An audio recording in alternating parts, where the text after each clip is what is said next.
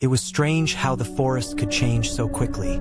Only minutes ago, the trees had felt open, the trail wide enough for two people to walk side by side. But now, the path was squeezing in on me. The branches were leaning closer, the trees pressing together as if they were trying to keep me from going forward.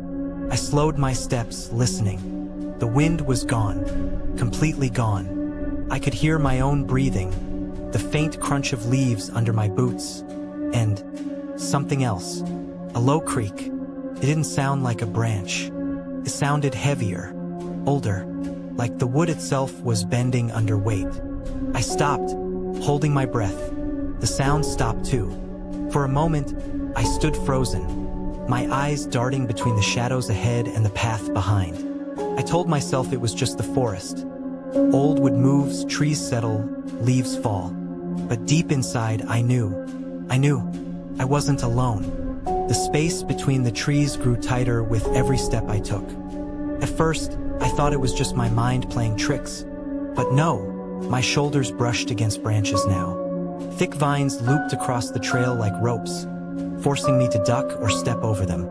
I moved slower, much slower. Every few steps, I glanced back. Every few steps, I swore I saw movement in my peripheral vision. Something slipping behind a trunk, gone before I could focus. The path curved, twisting in ways it hadn't before. I tried to remember if I'd seen this section when I came here earlier, but it didn't match my memory. It was as if the trail had shifted. A branch snapped behind me, loud, sharp, close. I spun around, my chest tightening. Nothing, just the same endless line of trees, the path disappearing into shadow. I told myself to keep moving, keep moving, keep moving. My pace quickened, my boots crunching harder on the forest floor. But the path kept shrinking. Now it was no wider than my own body. The trees were crowding so close their bark scraped my arms when I passed. The air here was heavy, wet, almost sticky, and it clung to my skin like the breath of something standing just behind me. I reached a section where two massive trees leaned toward each other. Their trunks twisted like they were straining to meet. The gap between them was so small I had to turn sideways to squeeze through. Halfway in, I froze. There was breathing behind me, not mine, not the forest. A slow, steady inhale, and a longer, deeper exhale. I didn't dare turn my head. I pushed through the gap, bark scraping my jacket, and stumbled forward into a slightly wider section of the trail. My heart was hammering so hard I could feel it in my fingertips. I wanted to run. I wanted to scream, but I did neither. Instead, I kept walking. The path sloped downward now, dipping into a part of the forest where the light barely reached the ground. Everything here was tinted in shades of green and black. Something brushed against my ankle. I jerked back, looking down, just a vine. But when I stepped over it, I could swear it moved, curling slightly toward my boot. I walked faster. My breathing grew heavier. The narrowing continued. The trees weren't just close now. They were leaning in, their trunks bent toward me like they were listening. A branch to my left creaked, shifting under invisible weight. I turned my head, and for a single heartbeat, I saw it. A figure, tall, thin. Its skin, or maybe its clothing, was the same color as the bark. Its face was hidden in shadow, but I knew it was watching me. Then it was gone. I stood there, shaking. My mouth felt dry, and every muscle in my body screamed to leave this place. But the trail behind me, it felt worse. I kept going. The path forced me to duck under low-hanging limbs, my back scraping against the rough bark above. Every movement made more noise than I wanted. Snapping twigs, shifting leaves, crunching dirt. The silence of the forest was unnatural.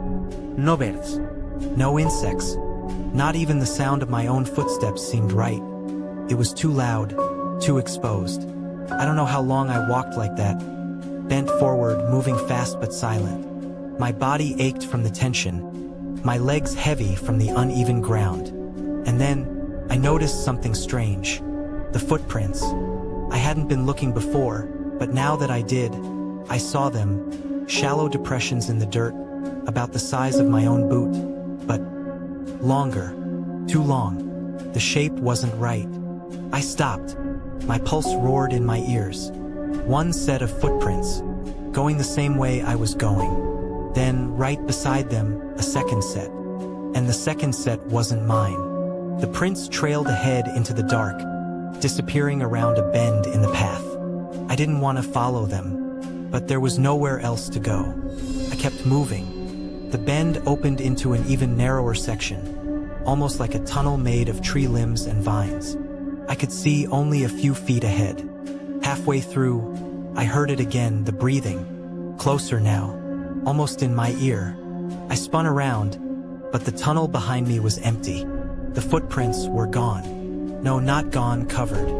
As if something had swept the dirt smooth, erasing all signs of who or what was here. I backed away slowly, my shoulders brushing against the walls of branches. I could feel them flex slightly under my weight, like something on the other side was pressing back. I didn't run, couldn't. The path was too tight. So I walked, one step at a time, never turning my back fully to the space behind me. And all the while, the breathing followed. The breathing never stopped. It stayed just far enough away that I couldn't see who it belonged to, but close enough that I could feel it. Every inhale seemed to pull the air from my lungs. Every exhale felt like it brushed the back of my neck. I tried to trick myself. I told myself it was the wind, that the shape I saw earlier was just bark and shadow, that my mind was tired. But deep down I knew, this forest wasn't empty, and the thing in it was following me. The tunnel of branches curved again, and I moved slowly, each step measured. My boot brushed something soft, and when I looked down, I saw moss, thick, wet moss covering the ground ahead.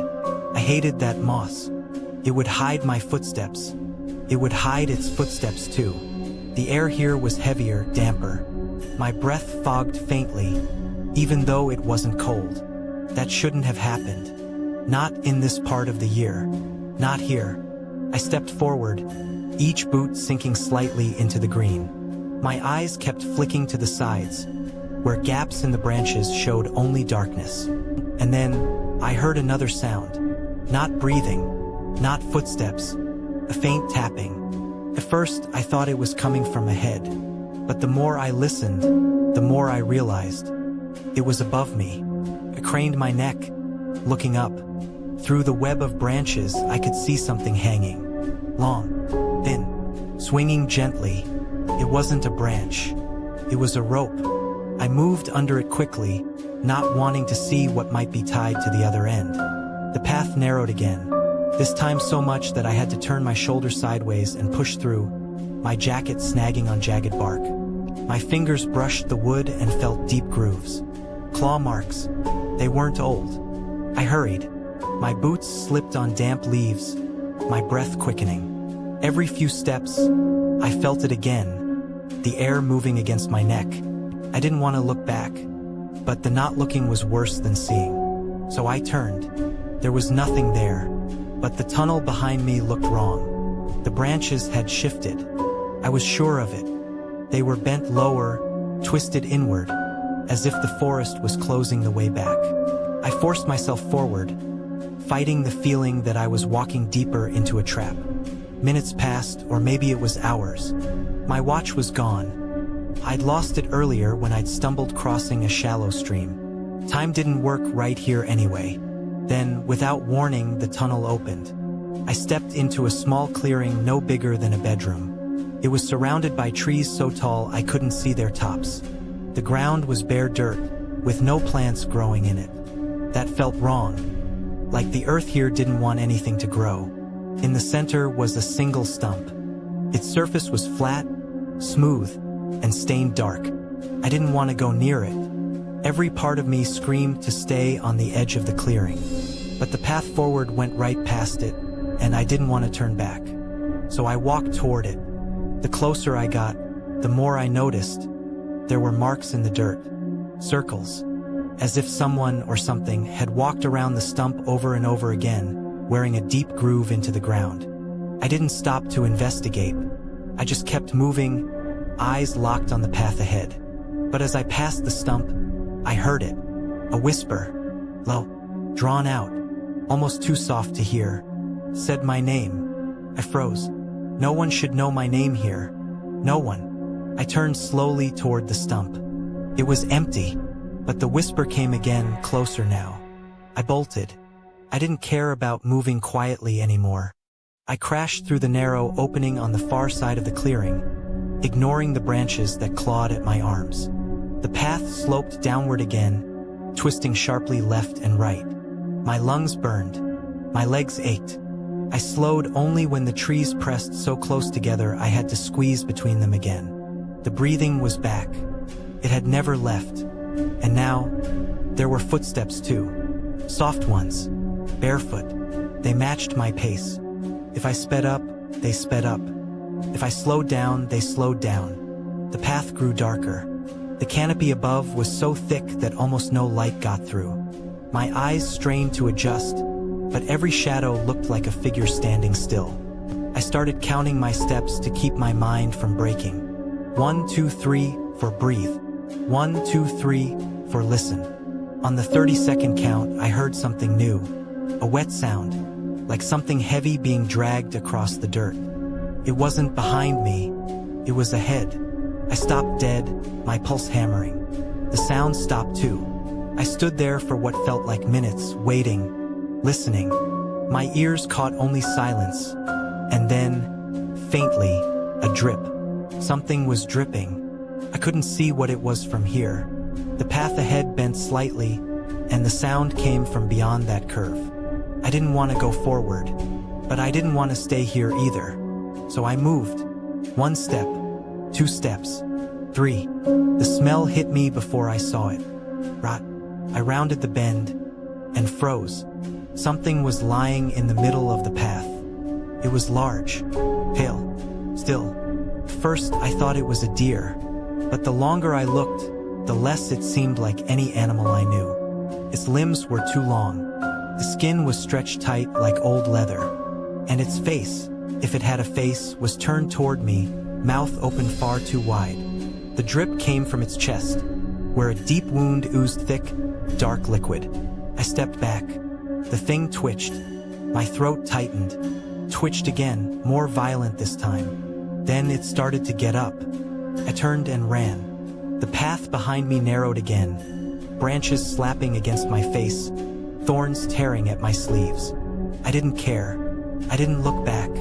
The breathing was louder now, right behind me, matching my every movement. And then, I heard it. The footsteps weren't just behind me anymore. They were beside me.